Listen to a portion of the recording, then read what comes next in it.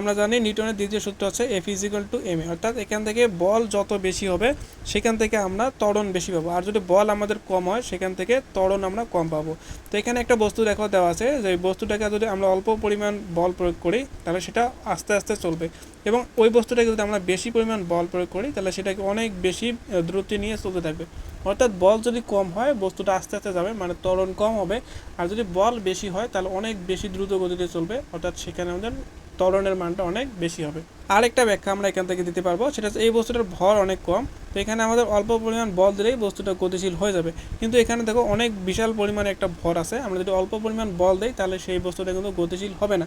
অর্থাৎ যেটার জন্য আমাদের ভর বেশি হবে সেখানে বেশি পরিমাণ বল প্রয়োগ করতে হবে, এবং যেটার ভর কম হবে সেখানে আমাদের কম পরিমাণ বল প্রয়োগ করতে হবে। এর জন্য আমরা বলতে পারবো ত্বরণ হচ্ছে বলের সমানুপাতিক এবং ভরও হচ্ছে বলের সমানুপাতিক। তাহলে এখানে একটা মজার ট্রিক্স দেওয়া আছে যে একই পরিমাণ যদি বল প্রয়োগ করি আমাদের ভারী বস্তুটা কম দৌড় হবে, আর যেটা পাতলা বস্তু সেটাকে অনেক বেশি দ্রুতিতে চলতে থাকবে।